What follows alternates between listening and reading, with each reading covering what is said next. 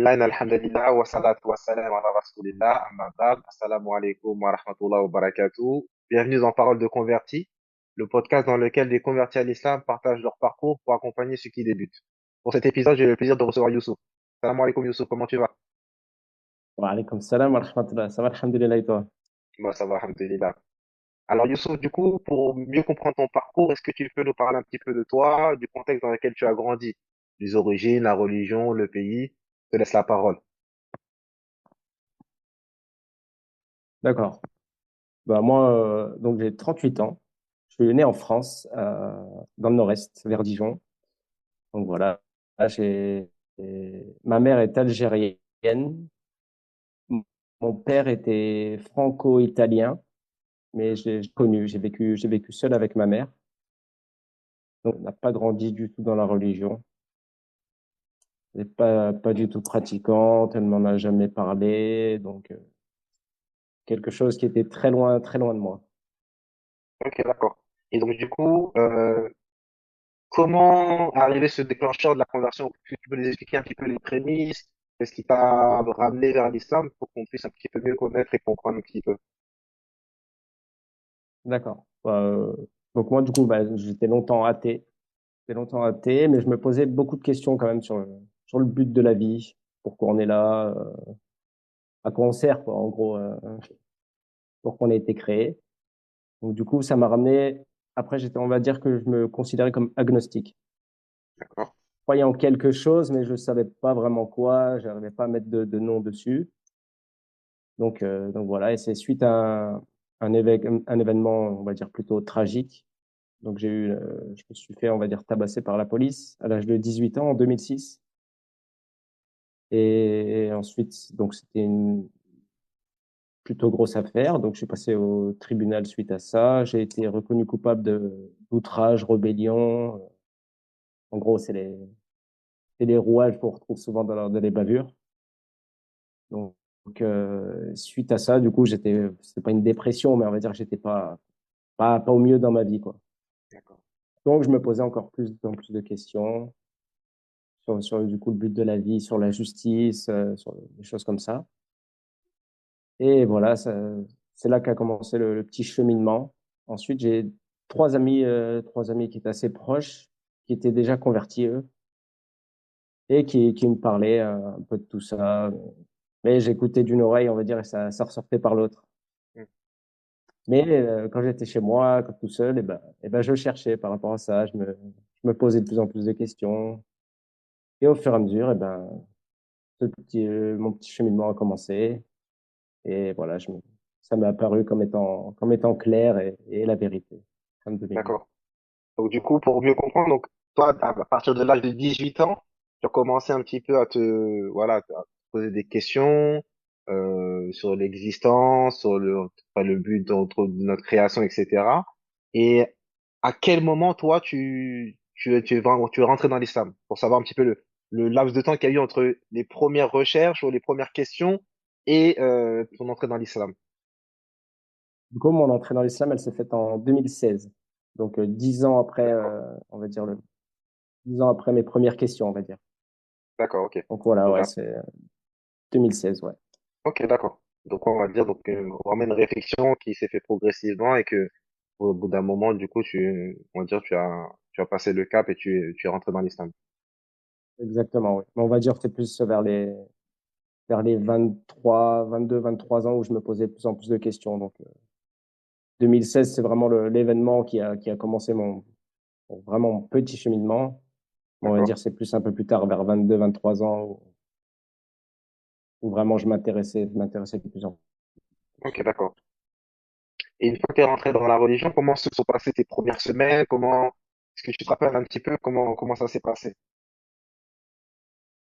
Et ben, les premières semaines, on va dire, c'était pas dur parce que j'étais motivé pour apprendre, comme tout débutant. En fait, on a envie de tout savoir, on a envie de tout apprendre, tout savoir, mais je l'ai fait mal, comme beaucoup de monde, je pense. Je l'ai fait mal. On va dire que je voulais apprendre, je voulais pratiquer, pas tout. Il y avait des choses que je faisais pas essentielles, enfin des choses essentielles comme les prières, par exemple. Donc voilà, c'était beaucoup, beaucoup basé sur l'apparence et moins sur le plus important, on va dire. D'accord. Et après, on va dire que je vivais chez mes parents, je vivais chez ma mère, donc c'était assez compliqué des fois pour la pratique. J'étais en couple depuis plusieurs années avec une femme qui n'était pas musulmane, donc ça aussi, ça m'aidait pas beaucoup. Les amis, la plupart n'étaient pas musulmans, donc voilà, c'était quand même assez compliqué après la shahada malgré cette motivation en moi. D'accord. Et du coup, par rapport à ta maman, du coup, comment est-ce que tu lui as annoncé directement que tu t'étais converti? Comment ça s'est passé du coup, l'annonce, en tout cas au niveau de ta famille? L'annonce, moi, je l'annonçais quasiment directement. De toute façon, j'avais pas trop le choix pour la pratique. Je me suis converti, le Ramadan, c'était un mois après, il me semble.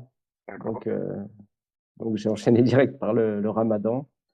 Donc, je l'ai dit à ma mère. Bon, ma mère, elle est algérienne, donc elle connaît un petit peu, même si elle pratique pas, si elle l'est pas.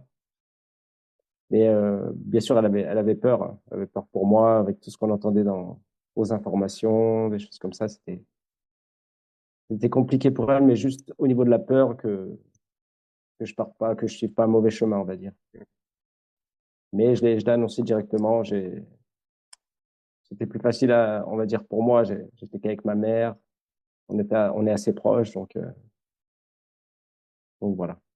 Et est-ce qu'elle s'en doutait? Ou est-ce que ça l'a surpris? Est-ce que peut-être elle avait déjà vu peut-être un changement en toi, peut-être, un questionnement, ou pour elle c'était quelque chose qui était complètement surprenant dès que tu lui as annoncé? Euh, c'était, il y avait rien qui annonçait que j'allais me convertir. Il y avait pas de prémisse, on va dire. Mais elle m'a dit, quand je me suis converti, qu'elle s'en est toujours doutée. En gros, D'accord, elle savait qu'en moi, en gros, je sais pas pourquoi, mais elle savait que j'allais arriver à ce chemin. Elle m'a toujours dit ça, donc je sais pas. d'accord. Donc voilà, c'est assez bizarre, c'est étrange, mais elle s'est toujours doutée de ça, malgré Ouais, qu'il y ait aucun fait qui lui fasse dire cela. d'accord. Et donc, du coup, toi, dans tes débuts, quelles ont été les difficultés que tu as pu rencontrer, du coup? Et ben, la difficulté surtout, c'est que j'étais motivé, mais j'en parlais très mal. En gros, vu que pour moi c'était quelque chose de clair, c'était quelque chose de véridique, je voulais l'annoncer, je voulais en parler à tout le monde, en gros, je voulais les emmener avec moi D'accord, sur mon chemin. Mais souvent on le fait mal, on le fait très mal. On, on élève la voix, on s'emporte, vu on est persuadé que c'est la vérité, eh ouais, ben, on n'accepte pas que les autres le voient pas comme ça, en fait. d'accord, Donc, ça, c'était très dur. Et comme je disais, c'était aussi beaucoup de l'apparence. On laisse pousser la barbe, on met les pantalons au-dessus des chevilles.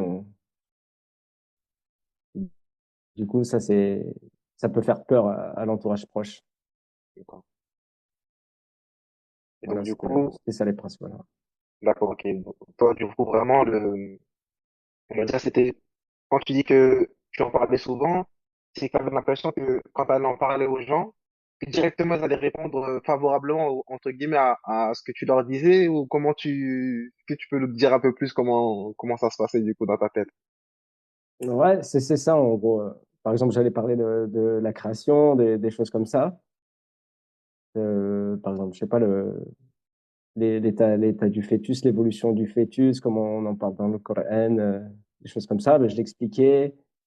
Et pour moi, c'était clair et limpide. Je me disais, les gens, ils vont dire, ah oui, bah oui, c'est ça, c'est sûr. Mais ça se passe pas comme ça. C'est pas nous qui guidons. On peut en parler pendant des jours, des heures, amener toutes les preuves. C'est pas comme ça. Mais il a fallu du temps pour le comprendre. D'accord. Et toi, dans ton cheminement, du coup, de 10 ans, entre, comme tu nous as dit, de 2006 à 2016, si je me trompe pas, est-ce que toi, il y a des personnes qui te parlaient de l'islam aussi? Et toi, comment parce que c'est vrai que quand nous on en parle, bah, comme tu disais, toi, quand tu t'es converti, c'était tellement clair, évident, véridique que pour toi, ta parole allait faire sens directement dans la tête des gens. Mais est-ce que toi, on t'en a parlé pendant ton cheminement et quelle perception tu avais à ce moment-là du discours qu'on te proposait? Eh ben, moi, quand on me parlait, j'étais pas dans la confrontation. En gros, j'écoutais. Dans ma tête, je me disais, oh, ouais, ouais, il va loin des choses comme ça. Mais j'étais pas direct dans l'affrontement, dire non, c'est pas ça. Il y a cette explication-là. Ce truc. En fait, j'acquiesçais sans rien dire. Dans ma tête, je me disais, mais peut-être des fois, il dit n'importe quoi ou il va loin, des choses comme ça. Mais quand je me retrouvais seul chez moi, et ben, j'allais chercher justement. Ok, J'allais essayer de comprendre, de réfléchir à ce qu'on venait de me dire. d'accord.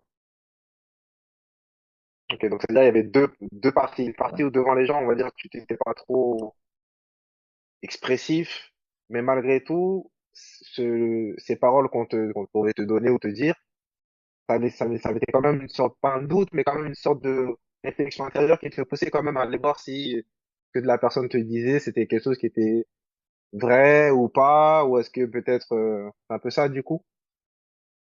C'est exactement ça, ouais. Exactement ça. En gros, ça me semait un petit doute, parce qu'on n'est jamais vraiment sûr, même si on parle, même si on entend des choses, qu'on a appris des choses à l'école ou quoi.